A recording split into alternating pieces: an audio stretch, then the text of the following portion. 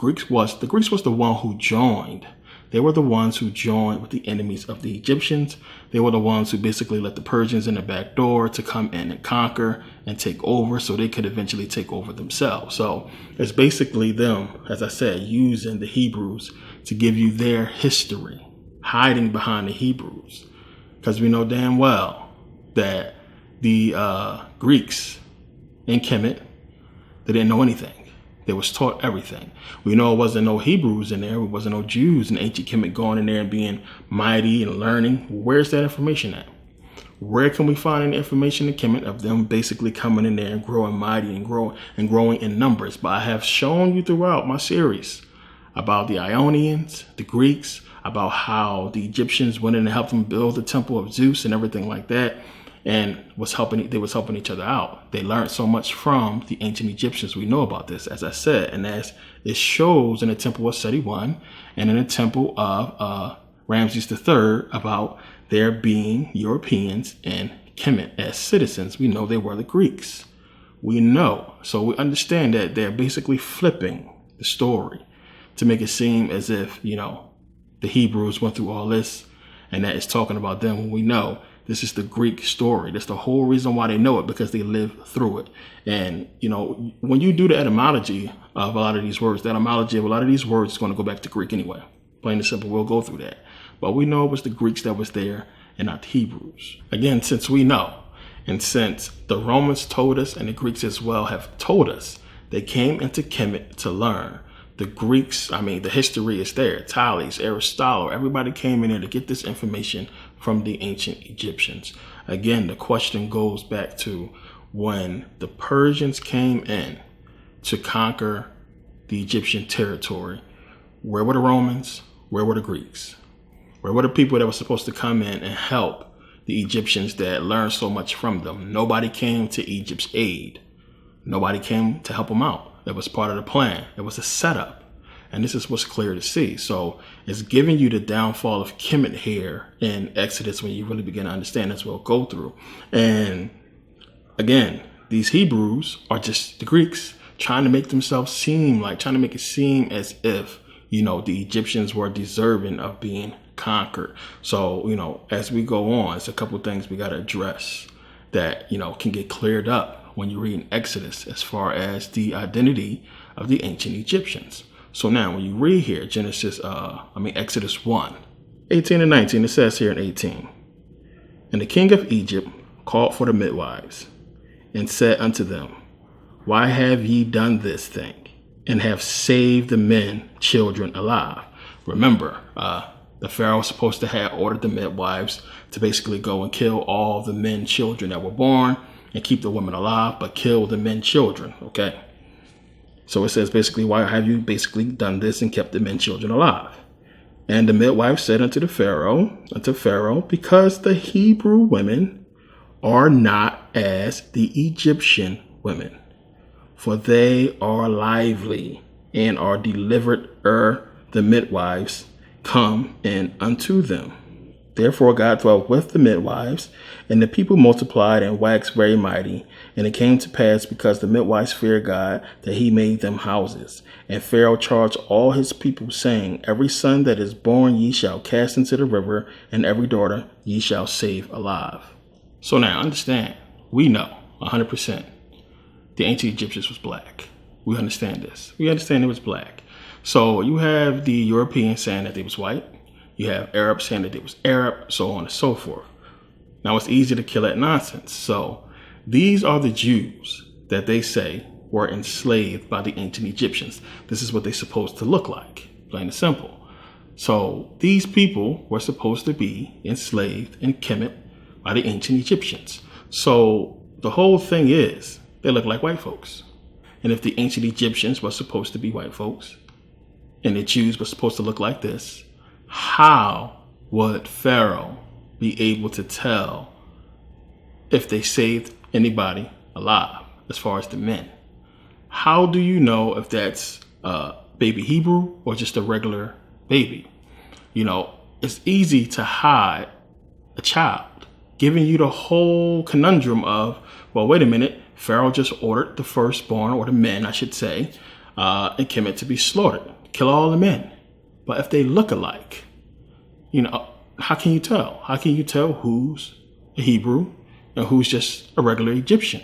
Now it says here, Exodus chapter 2, it says, "And the woman conceived and bare a son. And when she seen him that he was a goodly child, she hid him 3 months. And when she could not longer hide him, she took for him an ark of bulrushes and dabbed it with slime and with pitch, and put the child therein, and she laid it in the flags by the river's brink." Now we understand this part. We know what's going on. It's supposed to be Moses, right? So understand, the Bible is different from the movie, but it's basically insinuating the exact same thing, especially when you take a look at it. So you have, this is the clip from the movie. Take a look. Now it's clear as day that baby looked just like her, white just like she is white. So how is it, if it wasn't for the cloth that she found inside, the basket, they wouldn't have been able to tell it that it's a Hebrew child. They look just alike. And just like in the movie, the same thing in the Bible, it says that Moses became a prince, meaning that he could blend in with the ancient Egyptians. Plain and simple. So it still goes back to the same question, like how would you know if they look alike? And in the Bible, it says that Moses became a prince, meaning he had to look like the Egyptians in order to blend in and for her to pass him off as her son. Same thing in the movie, look alike. So how is it you have the order that has been given to go and kill all the men? Think about it. Kill all the men that's born and leave the woman alive. How would you know? How would you be able to tell? Now it says Exodus 1:9, it says here, "And he said unto his people, Behold, the people of the children of Israel are more and mightier than we." I mean, think about that. How? So if they are more and mightier than the Egyptians, how did they allow the Egyptians to basically put them into bondage if they're more and mightier? So you got to understand what it's saying here, who it's talking about. Now, when you read it and you understand it's the Greeks talking about the Egyptians. It's saying, hey, they are more and mightier than we. We have to basically do something to them. We have to go ahead and get rid of these Egyptians. When you understand the parable in Exodus, what it's saying. So we know, again, if you have the numbers, this is not, modern day where, we wear all different clothes. It's easy to tell who's who today. We're talking about thousands of years ago. First of all, one, if you have the Egyptians enslaving these Hebrews, I mean, they look alike, according to the book, according to the movie. But the Egyptians were. They barely were anything. It would be very easy as a Hebrew to go ahead and snatch the garment or get a white cloth and put it over yourself and patch stuff off as an Egyptian. They look alike, according to the movie and the book. So how would it be hard? This argument still, it goes into the whole Hebrew Israelite argument as well. Them saying again that, the Hebrews that was enslaved in Kemet was black.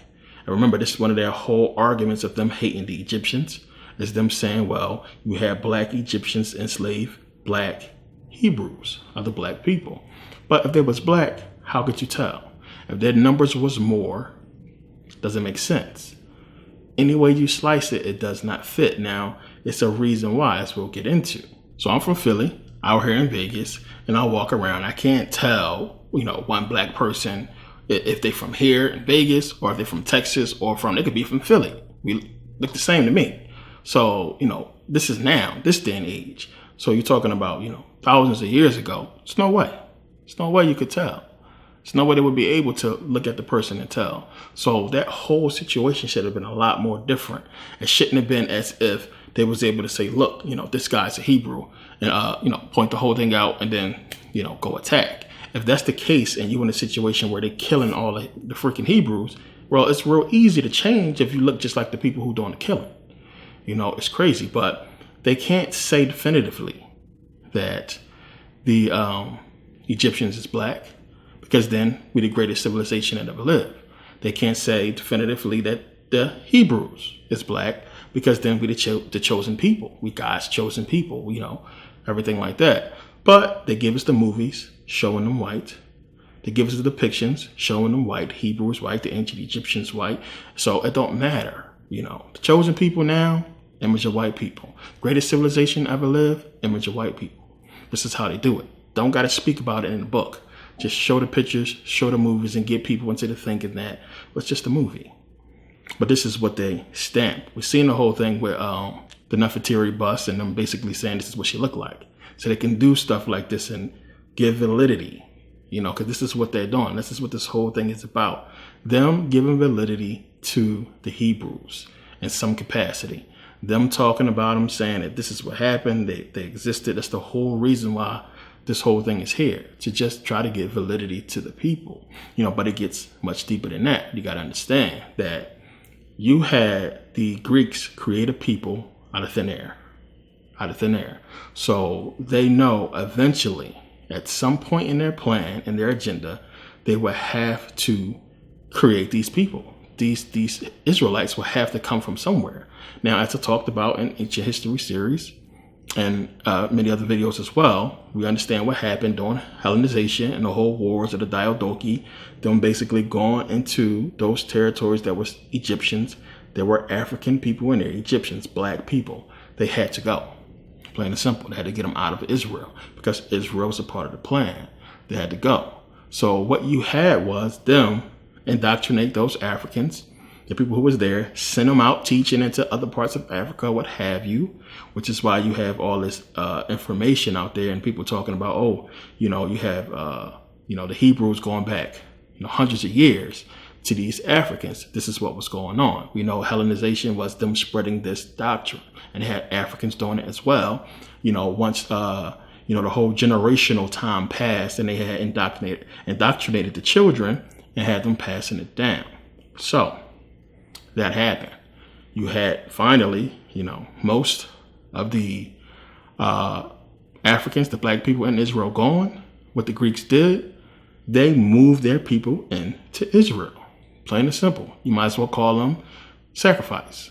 They basically was sacrificing these people. When you understand in a second.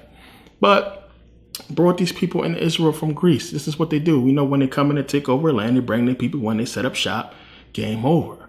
And then when you go and you start looking at the history of the Jews in Greece, which we know the oldest Jewish synagogue is supposed to be in Delos in Greece.